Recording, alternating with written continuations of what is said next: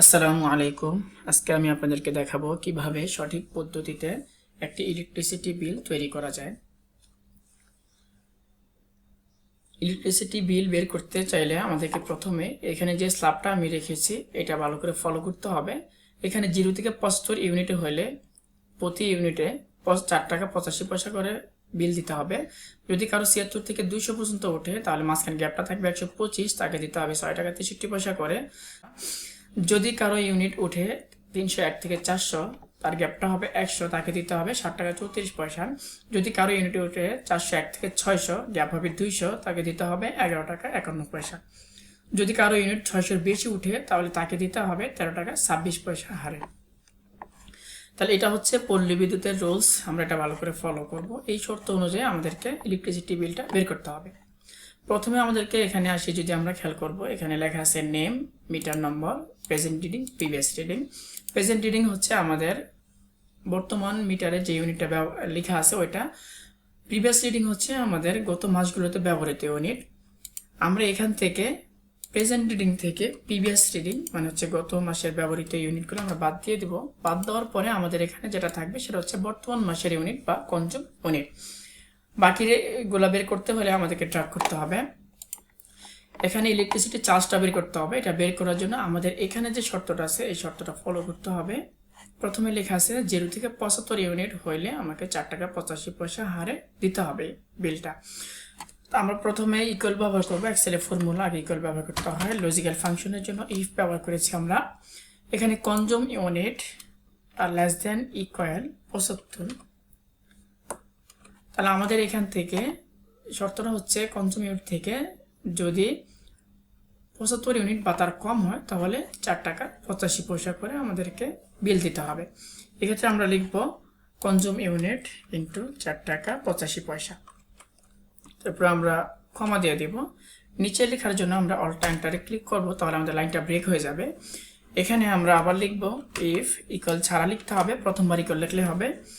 তারপর consume unit নিতে হবে লেস দেন ইকুয়াল 200 বা তার নিচে হলে 6 টাকা 63 পয়সা এখানে দেওয়া আছে। 76 থেকে 200 হলে 6 টাকা 63 পয়সা। তো 200-র মধ্যে আমার 75 হচ্ছে 4 টাকা 85 পয়সা আর বাকিটা হচ্ছে 6 টাকা 63 পয়সা। তো এই ক্ষেত্রে আমরা এখান থেকে 75 ইউনিটের টাকাটা বাদ দিতে হবে। সেক্ষেত্রে আমাদেরকে 75 ইন্টু 4 টাকা 85 পয়সা, এখানে আমরা প্লাস দেব। প্লাস দিয়ে এখানে ব্র্যাকেটের মধ্যে রেখে আমরা কনজিউম ইউনিট থেকে মাইনাস করব 75 ইউনিট। 75 ইউনিট বাদ দিবে কত টাকা হারে? এখানে 4 টাকা 85 টাকা হারে আমাদেরকে 75 ইউনিট চলে যাবে।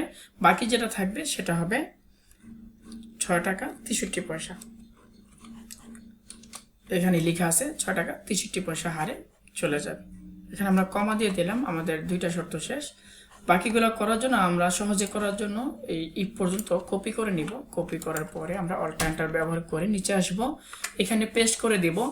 এখান থেকে আমাদের দ্বিতীয় যে শর্তটা দেওয়া আছে সেটা হচ্ছে এখানে দেওয়া আছে 201 থেকে 300 হইলে গ্যাপ থাকবে 100, 6 টাকা 95 পয়সা করে। সেক্ষেত্রে এখানে আমাদের লিখতে হবে 300। এখান থেকে আমার চলে যাবে 75 ইউনিট, তারপরে হচ্ছে 100 বাদ যাবে সর্বমোট 200 ইউনিট। 200-র মধ্যে একটা হচ্ছে 75 ইউনিট বাদ যাবে 4 টাকা 85 টাকা হারে। আর এখান থেকে দ্বিতীয় যে গ্যাপটা আছে 76 থেকে 200, তার মধ্যে 125, এখান থেকে আমাকে বাদ দিতে হবে 125 ইন্টু 6 টাকা 63 পয়সা হারে।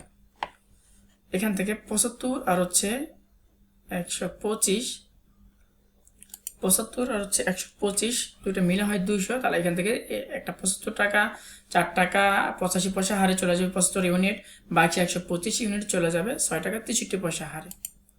এখানে আমরা প্লাস ব্যবহার করব। এখান থেকে আমার এখন এই সেল থেকে আমাদের কনজিউম ইউনিট থেকে চলে যাবে হচ্ছে 200 ইউনিট। উপরে যে 200 আছে আমার এখান থেকে 300 থেকে 200 চলে যাবে। প্রথম 75 যাবে 4 টাকা 85 টাকা হারে, বাকি যে 125 সেটা যাবে 6 টাকা 63 পয়সা হারে। যাওয়ার পরে যেটা থাকবে এখানে সেটা যাবে আমার 6 টাকা 95 পয়সা হারে দিতে হবে সেই বিলটা। এখানে আমাকে লিখতে হবে 6 টাকা 95 পয়সা।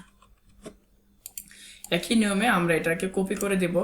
কপি করার পরে আমরা যে নিচে আসি, অল্ট এন্টারে ক্লিক করতে হবে, লাইন ব্রেক হয়ে যাবে। এখানে পেস্ট করে দিব, কন্ট্রোল সি দিয়ে কপি করব, কন্ট্রোল ভি দিয়ে পেস্ট করে দেব। এখানে একই থাকবে, আমার এখানে চেঞ্জ করতে হবে। এখন এখানে আছে 301 থেকে 400, তাহলে এখানে লিখতে হবে আমার 400 বা তার নিচে যদি হয় এক্ষেত্রে 75 ইন্টু 4 টাকা 85 পয়সা হারে বাদ যাবে, 125 6 টাকা 63 পয়সা হারে বাদ যাবে। আর এখানে যে গ্যাপটা থাকবে 100, এখানে 201 থেকে 300-র মধ্যে যে গ্যাপটা আছে এই গ্যাপটা বাদ যাবে হচ্ছে আমাদের উপরে যেটা আছে 6 টাকা 95 পয়সা হারে। এখানে আমরা প্লাস দিয়ে লিখে দেব 100 ইন্টু 6 টাকা 95 পয়সা, প্লাস দিয়ে আমরা এখান থেকে আবার বাদ দিব 300। এখান থেকে আমাদের যে 300 ওটা বাদ দিয়ে যাবে, 300 পাতার নিচে ওই শর্তটা এখান থেকে 400 থেকে আমার 300 চলে যাবে। 300 চলে যাওয়ার পরে এখানে আমার বাকি থাকবে যে টাকাটা বা যেই ইউনিটটা আমার বাকি থাকবে সেই ইউনিটটাকে আমার এখান থেকে 60 টাকা 34 পয়সা হারে গুণ দিতে হবে। তাহলে এখানে হবে 60 টাকা 34 পয়সা।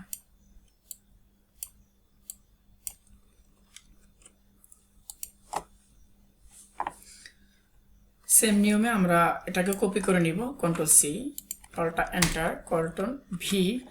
এখানে আমাদের এখান থেকে 600 বাদ যাবে।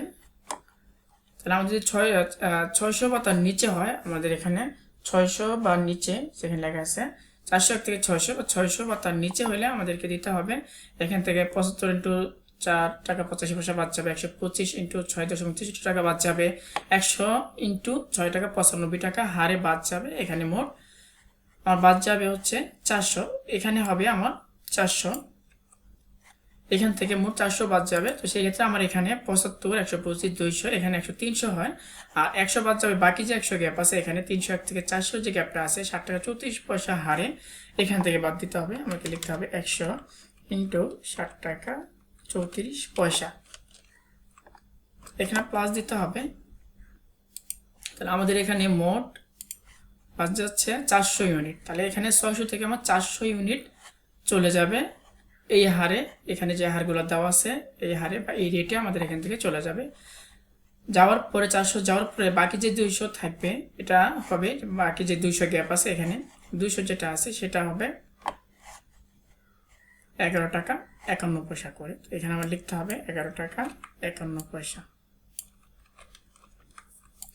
বাকিটা বের করার জন্য এটাকে আমরা আবার কপি করে নিব, কন্ট্রোল সি, অল্ট এন্টার দিলে লাইন ব্রেক হবে, কন্ট্রোল ভি। এখানে আসার পরে আমাদের এখানে দেওয়া আছে 600 বা তার নিচে। সো আমাদের শর্ত শেষ, 600 যেটা একবার লিখে ফেলছি উপরে, এখন হবে 600-র বেশি, তাহলে আমরা এখানে ক্যাটারতে লিখে দিব। যদি 600-র বেশি হয় তাহলে এই হারে আমাদেরকে বাদ দিতে হবে, বাকি একটা এক্সট্রা যোগ হবে।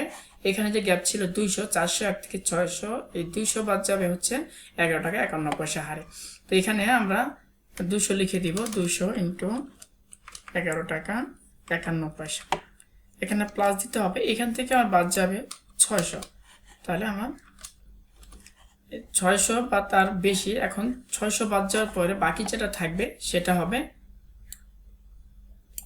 এখানে দেওয়া আছে 13 টাকা 26 পয়সা। তাহলে আমার বাকি টাকাটা যাবে 13 টাকা 26 পয়সা হারে।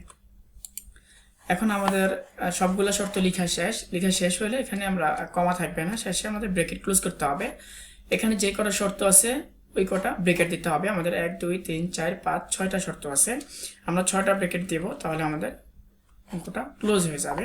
তাহলে আমাদের ইলেকট্রিসিটি চার্জ বা কনজিউম ইউনিটের যে চার্জটা আছে সেটা বের হয়ে যাবে। এখন আমরা এন্টারে ক্লিক করলে, আমরা যদি এখন এন্টারে ক্লিক করি তাহলে আমাদের রেজাল্টটা চলে আসবে।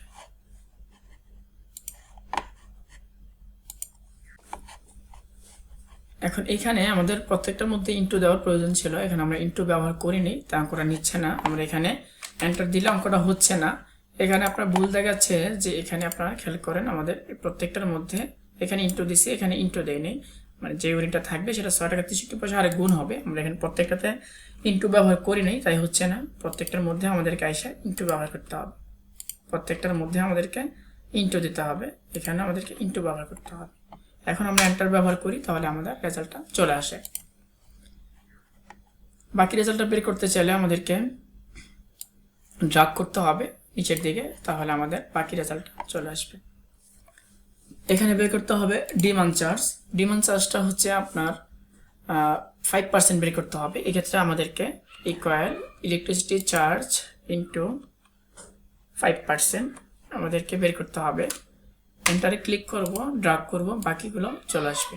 তাহলে এটা হচ্ছে আমাদের ইলেকট্রিসিটি চার্জ, এটা হচ্ছে মিটারের ডিমান্ড চার্জ, এটা হচ্ছে সার্ভিস চার্জ।